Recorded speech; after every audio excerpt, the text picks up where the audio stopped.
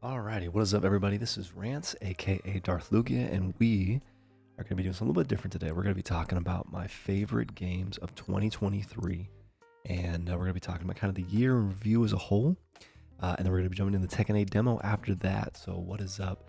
Very excited to have you guys here with me. Pumped to look back on the year, look back on these games, and might have a few surprises in our list as to what I have in my personal top 5 games of the year. So, for this list, the qualifications are this. I have had to have played the game, right? I cannot put a game on here that I didn't review myself or didn't play myself. What is this? I just did a thumbs up, and I got a thumbs up on my screen. What's going on? I've never seen this before. Whatever, I'll worry about that later.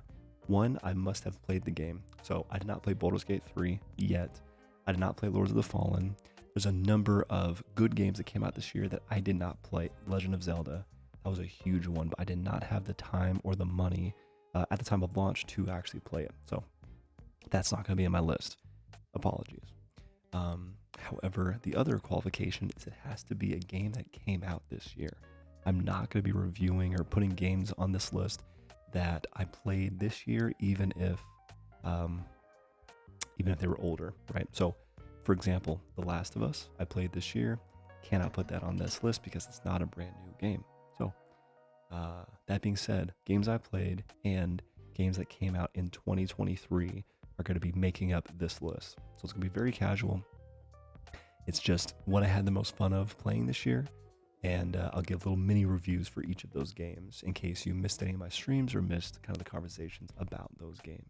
So, with those clarifications in mind, let's jump into the beginning of our top 5 list.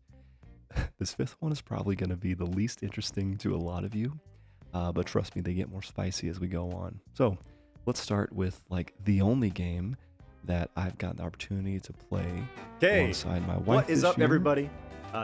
It was SpongeBob SquarePants Cosmic Shake, and it was awesome because I got to play it alongside my beautiful wife.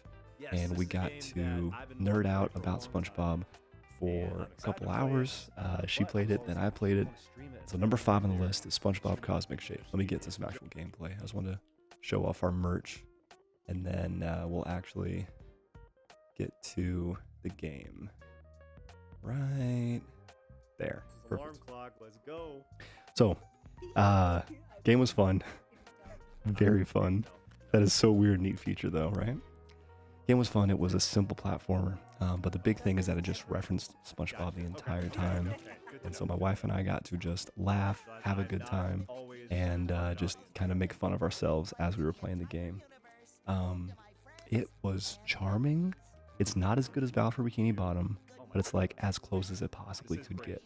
So, I never played any of the SpongeBob games other than Battle for Bikini Bottom. That's the best one still. This is a close second though. Like, this takes the Battle for Bikini Bottom formula. You see this 47 seconds later, but it's even more like self-aware. There's been years and years and years of SpongeBob for them to reference and bring in to this new game. So, voice acting's good, the jokes are good, the levels are like the classic Battle for Bikini Bottom levels, but mixed in with the weird Cosmic Shake nonsense, which I think is a really, really good choice. So, number 5 for the year was, in fact, SpongeBob Cosmic Shake. Love this game. It's just a huge blast, and just subjectively it was just fun. I'm a SpongeBob guy, and getting to play this game, in my opinion, it felt like this game was just part of the show. This was part of the lore of SpongeBob, and I got to experience it playing alongside my equally nerdy, but much more talented and attractive wife. So that's my number 5, SpongeBob the Cosmic Shake. Number 4 on my list of top 5 games of the year is Resident Evil 4. Okay. This game, bro, is just stupid fun in the best way possible. I had never played a Resident Evil before. I had watched some Resident Evil before, but I had never actually got a chance to like be in the world or understand anything about the lore, and I still don't really, but I do understand that I can roundhouse zombies, I can suplex zombies, I can I can like shoot a guy while they're carrying, you know, a prisoner on their back.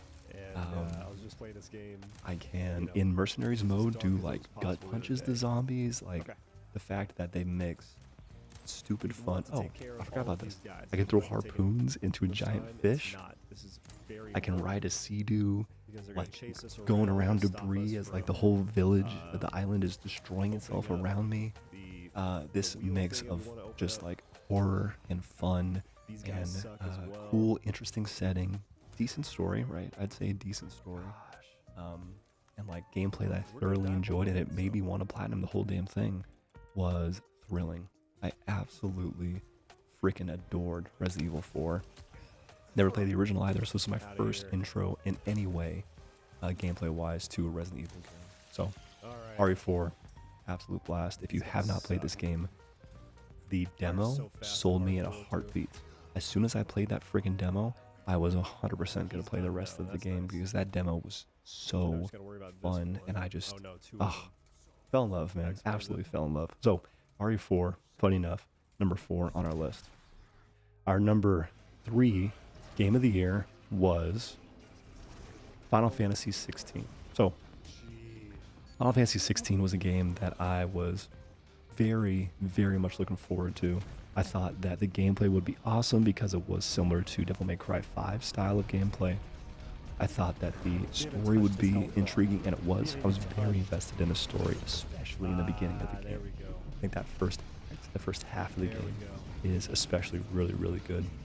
The action sequences and the like scale of the icon fight was amazing. Absolutely amazing. Spoilers? Yeah, it is spoilers, but it's an older game. And then it's literally talking about reviewing games of the year. So yes, I'm going to spoil some stuff. But I was in love with this game. I really was. I think there's a handful of things that could have been done better. But all in all, this really was a beautiful, awesome experience for me. I loved getting to come up with the different builds of combining these different abilities from these icons, defeating the icons to then obtain their powers and then use it against other icons and other enemies. I love mechanics like that. And this world itself was really good.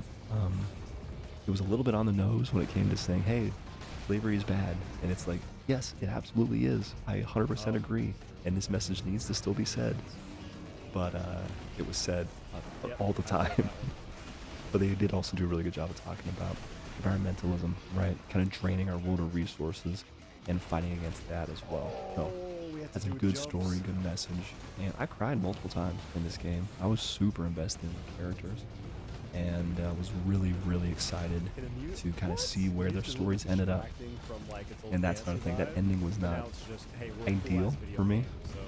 There's a lot of things I wish were slightly different, but all in all, this is just an amazing experience, and one of my favorite like gameplay single-player games. Devil May Cry 5 might barely be better, I think, but it's very close. So anyway, number 3 for my top 5 games of the year is Final Fantasy 16. The DLC was also fun. That added a lot at the very end of the year. That was a great time. And I did hear that the studio broke up, so they're not going to do any type of sequels, and that DLC we get in spring will likely be the last thing Final Fantasy 16 related ever, which I think is sad. That just means we have to enjoy this as it is, because it's definitely worth playing, worth watching. And yeah, Final Fantasy 16, awesome game. So let's move on to my number 2. So this should not be much of a surprise to anyone what my number 2 game of the year is, but that being said, my number 2 game of the year is Street Fighter 6. Now, this would have been number 1 any other year, but a different game that we'll be talking about very shortly blew me away in ways that I was not anticipating. So, Street Fighter 6, I don't know if I've actually given my full thoughts on the game on this channel. I've yet to do like a full review, that's for sure. Let me tell you, I think that Street Fighter 6 is one of the greatest launch fighting games I have ever played. I think that everybody has a handful of things they might wish were different. Honestly, I'm slightly afraid for things to be changed because I love this game so much as it is. Now, yes, I play a strong character, but also play a strong character that has very specific weaknesses. And so, like, I'm totally fine with changes coming to the game. But as it is as the launch, this game is phenomenal. The online, some of the best in all fighting games. The accessibility with crossplay, phenomenal. That should be there for every fighting game moving forward.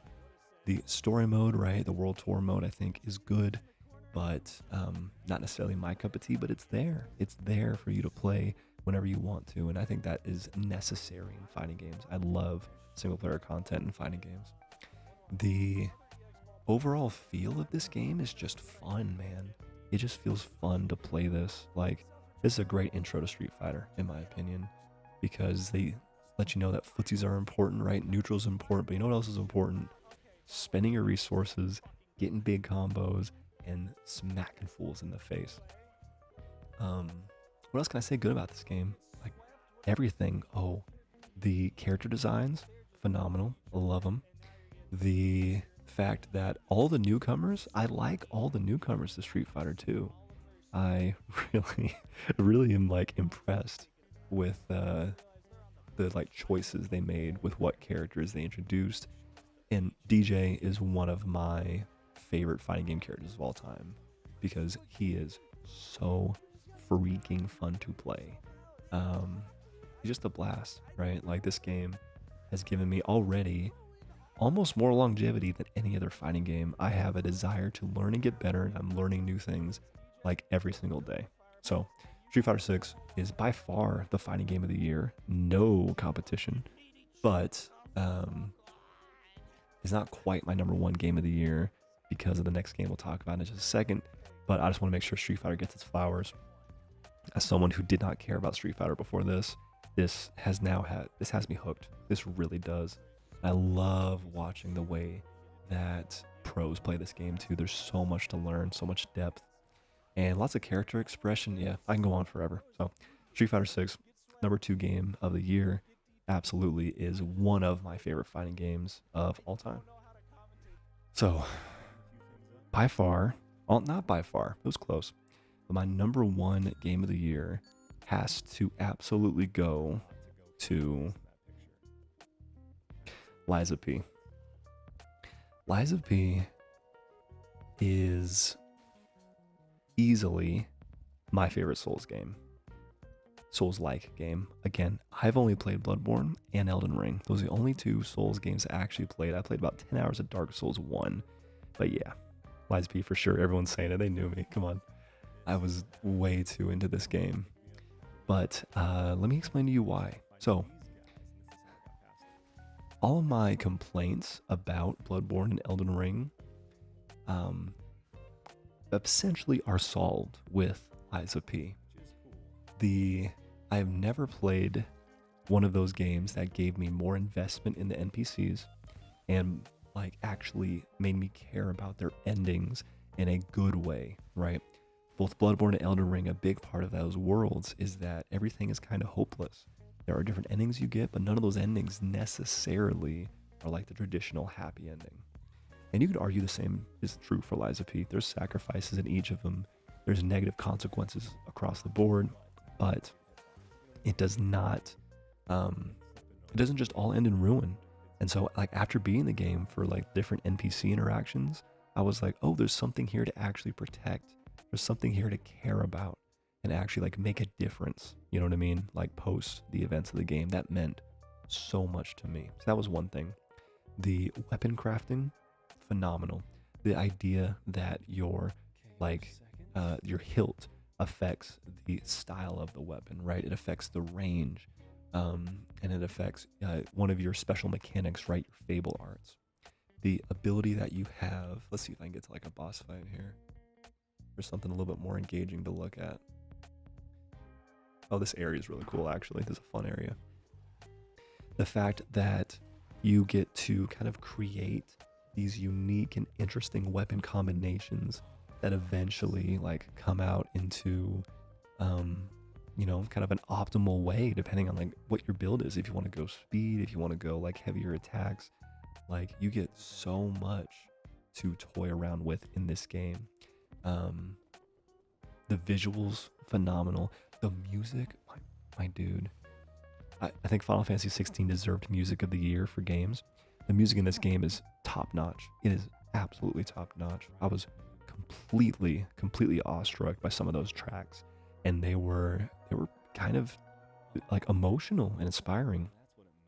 Another game that I got emotional in multiple times though, which is really interesting with this style of game, just not something that I would expect.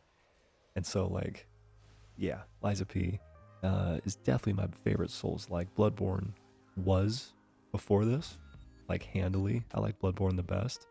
And the only thing I think Bloodborne is better than Liza P in is its like ambiance and its setting. But Liza P comes very close. And this would not exist without Bloodborne. Like they took a ton of inspiration, and it's obvious. But that's not a bad thing. Bloodborne's one of the greatest video games of all time. And in my opinion, Liza P does a lot of things better. The bosses, bro, the unique bosses in this game are so freaking cool. Like,